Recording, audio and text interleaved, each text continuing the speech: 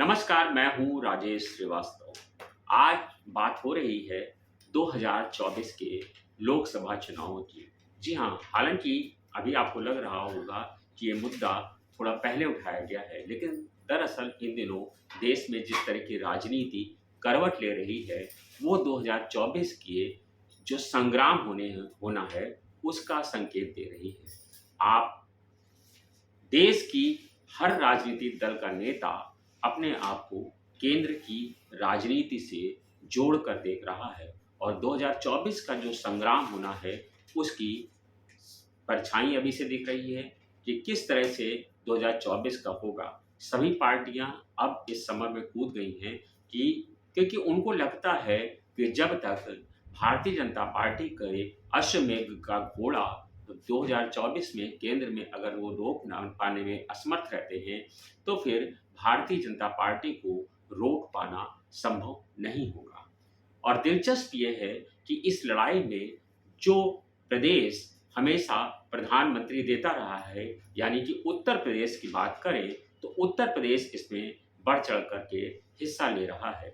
उत्तर प्रदेश की चाहे विपक्ष की सबसे बड़ी पार्टी समाजवादी पार्टी की बात हो, चाहे बहुजन समाज पार्टी की बात हो या फिर कांग्रेस की बात हो, बिहार के नीतीश कुमार की बात हो या फिर पश्चिम बंगाल में ममता बनर्जी की बात हो, सभी कमोवेश इसी दिशा में आगे बढ़ रहे हैं कि कैसे वो प्रधानमंत्री को 2024 के केंद्र के चुनाव में रोक सकते हैं।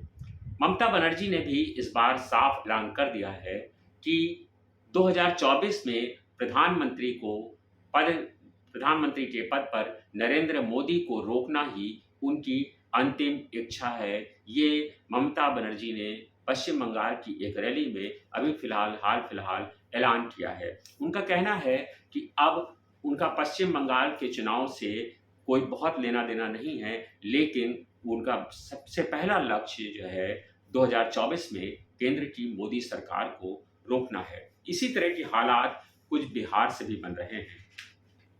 बिहार के चुनाव में भारतीय जनता जब पिछले दिनों नीतीश कुमार ने मुख्यमंत्री पद से इस्तीफा दिया और उसके बाद से उनके जिस तरह से राजनीतिक जो उनका सबसे बड़ा जो दुश्मन माना जाता था, यानी कि लालू प्रसाद यादव की पार्टी राजद के साथ उन्होंने गठबंधन किया और तेजस्वी यादव के साथ मिलकर के उन्होंने सरकार बनाई है। और जब तेजस्वी यादव के साथ सरकार बनाई गई है, तो उसके बाद से अब उन्होंने बिहार की राजनीति से निकल करके और देश की राजनीति में इन दिनों सक्रियता नीतीश कुमार ने बढ़ा रखी है। और नीतीश कुमार का साफ कहना है कि वो 2024 के चुनाव में वह केंद्र में मोदी को चुनौती देने जा रहे हैं। भले ही जब वो पिछले दिनों दिल्ली आए और उन्होंने तमाम नेताओं से मुलाकात की, तब उन्होंने ये नहीं कहा कि हम 2024 के लिए आए हुए हैं या फिर प्रधानमंत्री नरेंद्र मोदी को मिल करके हराना चाहते हैं, लेकिन उनका ये साफ कहना था कि वो विपक्ष को मजबूत कर रहे हैं और विपक्ष को जोड़ने का काम कर रहे हैं, क्योंकि जब तक विपक्ष एकजुट नहीं होगा तब तक सत्ता में बदलाव संभव नहीं होगा। नीतीश कुमार ने बिहार की राजनीति से निकल करके विपक्ष का चेहरा बनने की कोशिशें अपनी तेज कर दी है, क्योंकि बिहार से निकलने के बाद नीतीश कुमार को अब लग रहा है कि नीतीश कुमार ही विपक्ष का चेहरा बन सकते हैं। दरअसल इस पूरे राजनीतिक घटनाक्रम को आप देखेंगे तो ये लबो-लुआब यही निकलता है कि दरअसल विपक्ष के पास कोई चेहरा नहीं है। इसीलिए सब विपक्ष का चेहरा बनने की लड़ाई लड़ रहे हैं। चाहे क्योंकि कांग्रेस में इन दिनों अध्यक्ष पद पर जो है उसका अब चुनाव होना है। कांग्रेस के अंदर से ही मांग हो रही है कि गांधी परिवार के बजाय किसी और को अध्यक्ष पद दिया जाए, जिसको लेकर के कांग्रेस में भी उठापटक चल रही है और अब आगे आने वाले समय में पता चलेगा कि वहां पर कांग्रेस का अध्यक्ष कौन होगा। इसीलिए विपक्ष का चेहरा अभी कोई तय नहीं है। इसीलिए ममता बनर्जी भी चाहती हैं कि वो विपक्ष का चेहरा बने, नीतीश कुमार भी चाहते हैं कि वो विपक्ष का चेहरा बने। पिछले दिनों आपने देखा होगा राष्ट्रपति का जब चुनाव चल रहा था, इसके तब भी ममता बनर्जी ने जिन यशवंत सिन्हा को उम्मीदवार बनाया था, उनको मुँह की खानी पड़ी। इसीलिए जब उपराष्ट्रपति का चुनाव हुआ तो वो पीछे हो गई और कांग्रेस ने अपना उम्मीदवार खड़ा किया, लेकिन कांग्रेस के उम्मीदवार को भी जमीन चाटनी पड़ गई, क्योंकि वो भी उपराष्ट्रपति के चुनाव में सही ठीक ठाक वोट भी नहीं पा पाए, या यूं कहें इतने वोट भी नहीं पा पाए कि विपक्ष की एकता तो कम से कम बनी ही रहती। इन्हीं सब मुद्दों को लेकर के नीतीश कुमार इन दिनों दिल्ली में आए थे और उन्होंने तमाम सारे नेताओं से मुलाकात की। उन्होंने पिछले दिनों बिहार में लालू प्रसाद यादव के घर जा कर के उनके स्वास्थ्य का हालचाल लिया, उनके लोगों से, उनके परिजनों से मुलाकात की गई और इधर उन्होंने मुलायम सिंह यादव को मेदांता में, गुरुग्राम में जब मुलायम सिंह भर्ती थे तो उनको देखने के लिए वो पहुंचे थे। उन्होंने वहां पर अखिलेश यादव से भी मुलाकात की। तमाम सारे नेताओं से मिल करके नीतीश कुमार इन दिनों विपक्ष की राजनीति को बढ़ाने का काम कर रहे हैं, या यूं कहें विपक्ष की राजनीति का चेहरा बनने की कोशिश कर रहे हैं। कांग्रेस भी पीछे नहीं है। कांग्रेस के नेता राहुल गांधी भी यूं कहें अगर कि वो अपने सियासी पारी का एक सबसे बड़ा दांव खेल रहे हैं। क्योंकि दांव इसलिए खेल रहे हैं क्योंकि चंद्रशेखर ने जो दांव चला, जो आडवाणी जी ने दांव चला, जो तमाम सारे नेताओं ने भारत यात्रा निकाल करके, यानी पूरे देश से जुड़ाव करके एक बड़ी राजनीतिक सफलता हासिल की, अब उस नक्शे कदम पर चल करके राहुल गांधी भी कांग्रेस को सशक्त करना चाहते हैं। हालांकि बार बार कांग्रेस के नेता ये कह रहे हैं कि भारत जोड़ो यात्रा भारत के लोगों को जोड़ने के लिए की जा रही है, न कि कांग्रेस को जोड़ने के लिए। राहुल गांधी 15 दिनों की यात्रा पर निकले हैं। 3,750 किलोमीटर की यात्रा करेंगे। 12 राज्यों और 2 केंद्र शासित प्रदेशों से होकर के ये यात्रा निकलेगी। पिछले बुधवार को ये यात्रा शुरू की गई है, तिरुवनंतपुरम से यात्रा शुरू करके, और आज ये यात्रा केरल में है। तमाम जगहों से ये यात्रा निकल रही है। राहुल गांधी प्रतिदिन 21 किलोमीटर पैदल चलते हैं और वो तमाम सारे गांवों से होकर के, तमाम सारे राज्यों से, मैंने बताया 12 राज्यों और 2 केंद्र शासित प्रदेशों से होकर के निकलेगी। कुल 3,750 किलोमीटर का ये यात्रा है, जिसमें राहुल गांधी और तमाम प्रदेशों के वरिष्ठ नेता इस यात्रा में शिरकत कर रहे हैं। इस यात्रा में राहुल गांधी प्रतिदिन 21 किलोमीटर पैदल भी चलते हैं और वो तमाम सारे लोगों से मिलते हैं, समझते हैं। और ये, लेकिन इस राजनीति के पीछे भी, इसके पीछे मकसद ये है कि कांग्रेस एक बार फिर से राहुल गांधी को सशक्त बनाने का दांव खेल रही है। कांग्रेस चाहती है कि राहुल गांधी एक विपक्ष का बड़ा चेहरा बनकर के उभरें और कांग्रेस के नेतृत्व में ही संपूर्ण विपक्ष खड़ा हो। इसीलिए कांग्रेस राहुल गांधी को अपना चेहरा बनाने के लिए, अपना सुपर मॉडल बनाने के लिए, और कांग्रेस अंदर खाने ये भी चाहती है कि अध्यक्ष का पद राहुल गांधी के पास ही रहे। इसीलिए राहुल गांधी का यह प्रोजेक्ट किया जा रहा है कि कांग्रेस जोड़ो यात्रा, भारत जोड़ो यात्रा नहीं, दरअसल ये कांग्रेस जोड़ो यात्रा है। लेकिन राहुल गांधी अपनी इस यात्रा में कितना सफल हो पाएंगे, यह भी देखने की बात होगी। लेकिन राहुल गांधी ने फिलहाल इस यात्रा पर अपना पूरा फोकस कर रखा है।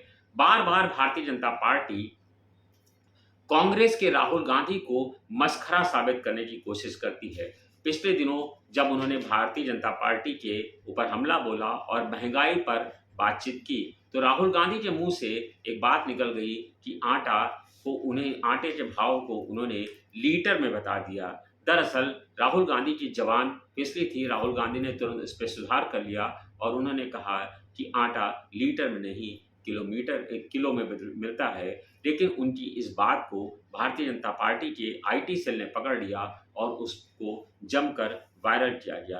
दरअसल भारतीय जनता पार्टी लंबे समय से कांग्रेस के सबसे बड़े चेहरे या कांग्रेस के अध्यक्ष, कांग्रेस का जो, हालांकि इस समय जो अध्यक्ष हैं, उनको और सभी को, कांग्रेस को घेरने का प्रयास करती है। राहुल गांधी को पार्टी ने पप्पू साबित करने की पूरी कोशिश की और ये साबित करने की कोशिश की कि राहुल गांधी में देश का नेतृत्व करने की क्षमता नहीं है। इसके पीछे मकसद यही है कि जब राहुल गांधी अगर इतने नाकारा हैं तो भारतीय जनता पार्टी पूरा हमला उन पर क्यों करती है, क्योंकि भारतीय जनता पार्टी के सभी राष्ट्रीय नेता सिर्फ उन पर ही हमला करते हैं। इसके पीछे सियासत यही है कि विपक्ष को एकजुट न होने दिया जाए किसी भी झंडे के तले, किसी भी बैनर के तले, क्योंकि क्षेत्रीय चित्रपों से तो भारतीय जनता पार्टी ईडी और सीबीआई के जरिए निपट ही लेती है। दरअसल राष्ट्रीय नेतृत्व में कांग्रेस ही बसती है, इसीलिए कांग्रेस पर तमाम सारे हमले भी हो रहे हैं। लेकिन अब बात उत्तर प्रदेश की हो रही है। उत्तर प्रदेश में ये पिछले दिनों 2 दिन पहले आईपी सिंह जो भारतीय जनता पार्टी में थे, वो अब समाजवादी पार्टी में गए हैं और उन्होंने 2 साल हो गया है उन्हें समाजवादी पार्टी की सेवा करते हुए। और आईपी सिंह ने एक पोस्टर लगाया है जिसमें लगाया है उत्तर प्रदेश प्लस बिहार, अब बिहार अब देश से गई मोदी सरकार। इसमें उन्होंने नीतीश कुमार की फोटो पहले लगाई है और अखिलेश यादव की फोटो बाद में लगाई है, जिसका ये साफ साफ संकेत है कि नीतीश कुमार के साथ मिल करके अखिलेश यादव देश की मोदी सरकार को हटाने का प्रयास कर रहे हैं। यानी कि ये कहें तो फोटो का संदेश तो कम से कम यही जा रहा है कि अखिलेश उत्तर प्रदेश की लड़ाई लड़ना चाहते हैं, लेकिन केंद्र में वो नीतीश कुमार को अपना नेता मानने से पीछे नहीं हटेंगे और उनको अपना नेता मानने में कोई उन्हें गुरेज भी नहीं है। नीतीश कुमार से जब पिछले दिनों मेदांता में जब मुलायम सिंह से वो मिलने आए थे, तब अखिलेश यादव ने उनसे मुलाकात की थी और उसके बाद से अखिलेश यादव के सुर नीतीश कुमार को लेकर के बदल गए थे। नीतीश कुमार के अखिलेश से मुलाकात के भी तमाम सारे मायने निकाले जा रहे हैं। अभी देखें तो आप अखिलेश यादव उत्तर प्रदेश से ज़्यादा इन दिनों केंद्र की राजनीति में दिलचस्पी दिखा रहे हैं। उन्होंने केंद्र में अभी आपने देखा होगा कि पिछले दिनों वो दिल्ली में रहे और कई सारे लोगों से उन्होंने मुलाकात की। उनकी ममता बनर्जी से भी मुलाकात हुई है, उनके तमाम सारे नेताओं से मुलाकात हुई है और वो इस समय केंद्र की राजनीति को लेकर के तेज हैं। हालांकि अगर अखिलेश यादव की बात की जाए तो उनके बयान भी ऐसे नहीं हैं जो किसी परिपक्व राजनेता के होते हैं। अभी वो पिछले दिनों उन्होंने केशव मौर्य को मुख्यमंत्री पद का ऑफर देते हुए कहा कि अगर वो अपनी पार्टी के 100 विधायक तोड़ कर ले आएँ तो हम उन्हें अपनी पार्टी की मदद से उत्तर प्रदेश के मुख्यमंत्री का पद दे सकते हैं। इसके बाद ही पूरी भारतीय जनता पार्टी उन पर हमलावर हुई और उन्होंने कहा कि अखिलेश यादव अपनी पार्टी और अपने परिवार की चिंता करें और पहले अपने परिवार को संभालें और अपनी पार्टी को संभालें, क्योंकि उनकी पार्टी के विधायक भारतीय जनता पार्टी के फेवर में हैं, भारतीय जनता पार्टी के साथ संबंध रखे हुए हैं और कभी भी भारतीय जनता पार्टी में शामिल हो सकते हैं। दरअसल ये बयान एक परिपक्व राजनेता के नहीं होते हैं। जिस तरह का संदेश अखिलेश यादव दे रहे हैं लगातार सियासत में, उससे लंबे समय तक आप देखें तो अखिलेश यादव को अगर आप देखेंगे उनकी सियासी पारी को, तो अखिलेश यादव को एक भी चुनाव में अपेक्षित सफलता नहीं मिल पाई है। 2012 में ज़रूर वो मुख्यमंत्री पद हासिल कर चुके थे, लेकिन उन्हें मुख्यमंत्री का पद किस तरह से मिला ये सर्वविदित है।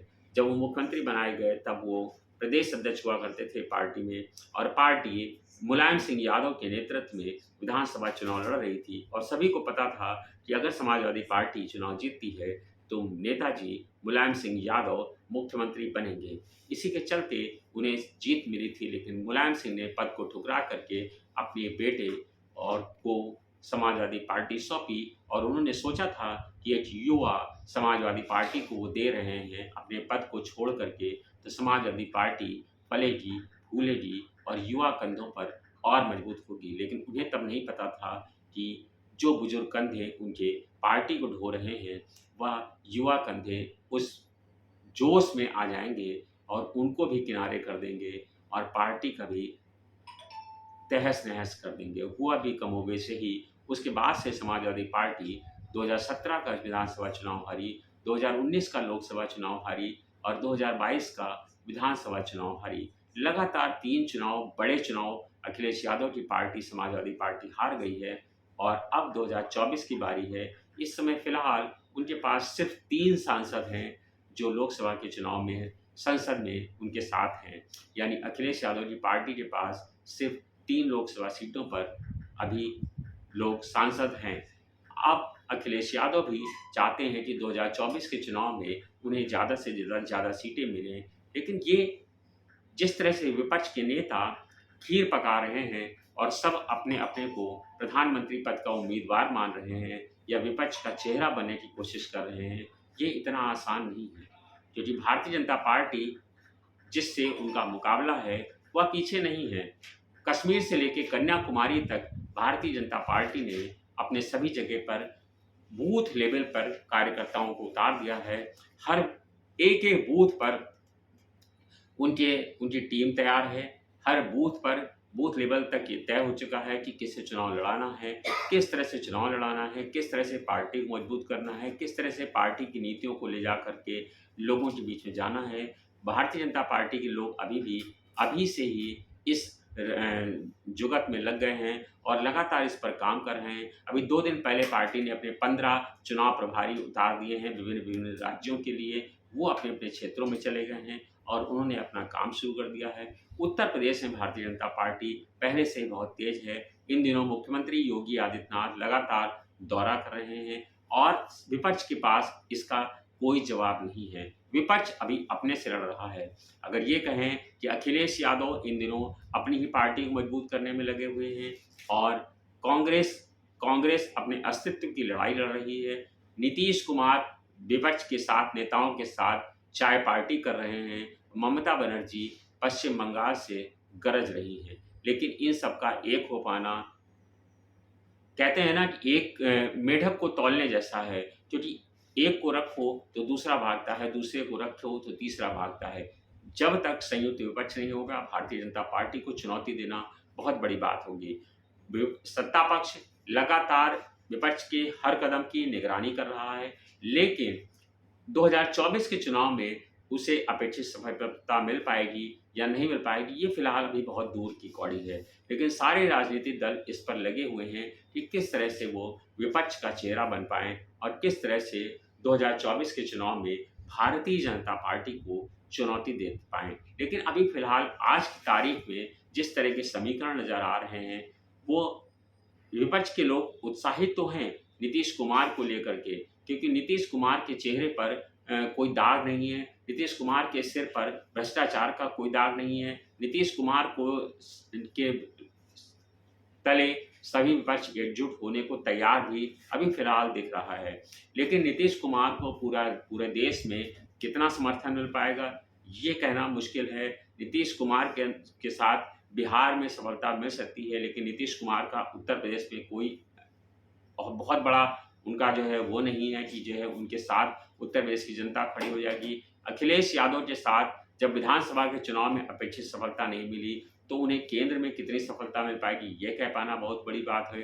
क्योंकि अखिलेश यादव का जो गठबंधन था विधानसभा के चुनाव में, अखिलेश यादव उस गठबंधन को भी नहीं संभाल पाए। जनवादी पार्टी अलग चली गई, सुभाषपा के साथ जिस तरह का है वो आप लोग देख रहे हैं, केशव देव मौर्य वो अलग जा चुके हैं।